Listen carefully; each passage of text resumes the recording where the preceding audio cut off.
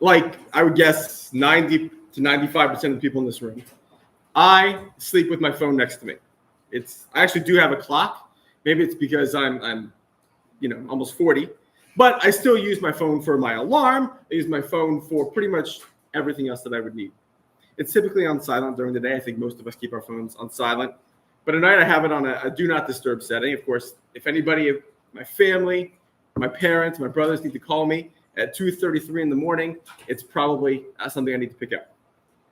Now, twice now in the last year, I've gone to sleep thinking everything was normal. And I have woken up to, of course, catastrophic news from Israel. This week, as everyone in the room knows, our hearts were broken by the news of the execution by Hamas of 6 hostages.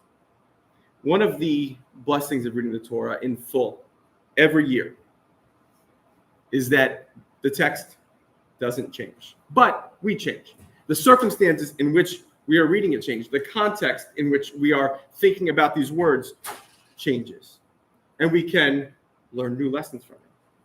We get to read the Torah with entirely different eyes every year.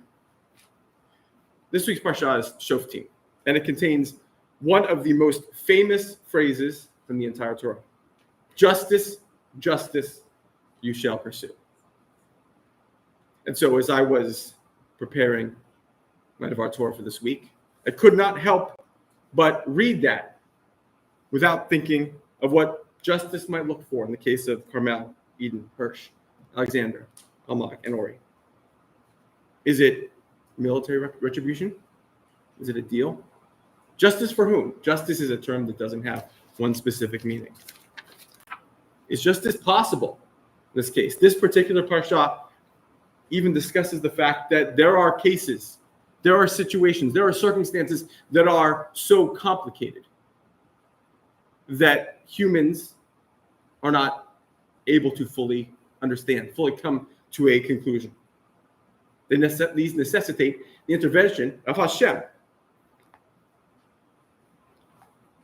As I woke Sunday morning and was absent-mindedly, sort of in shock, scrolling through Instagram, I saw a lot of people, a lot of organizations post a kneeling. There are no words.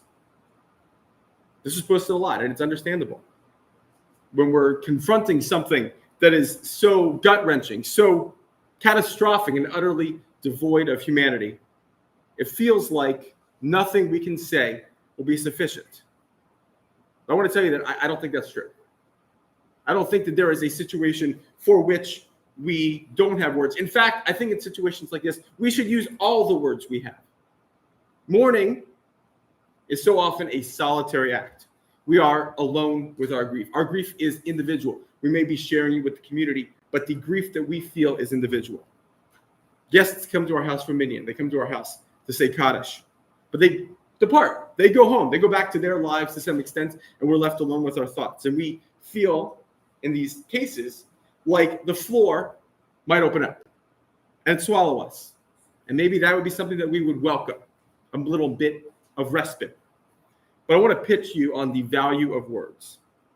And because when we mourn, we're not really so much mourning for the death. We're mourning for what we have lost, the years and perhaps decades of memories we won't get to create.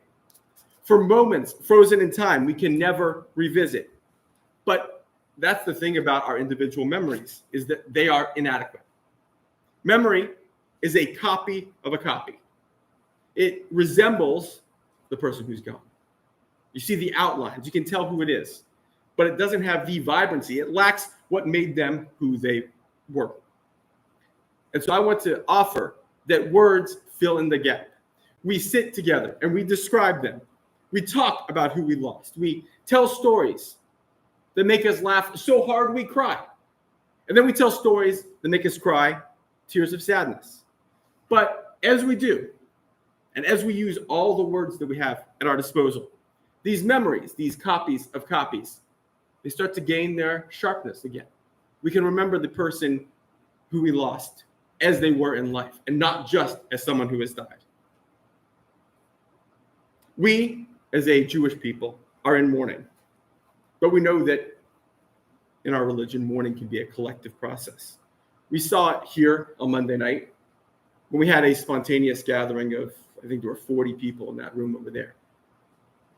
Gathering, being together, talking about the people we as a community had lost. But not just here at UCF, around the world, we saw the same thing. We gathered to mourn. We gathered to feel like we were a place where we belonged. We gathered because a burden shared is a burden lessened. And little by little, these names that we probably had never heard before October 7th came into focus as real people, and not just pictures, and not just names. And I do hope that as we enter this Shabbat and enter the next week, that this next week will bring better, happier, and more peaceful news. Shabbat shalom.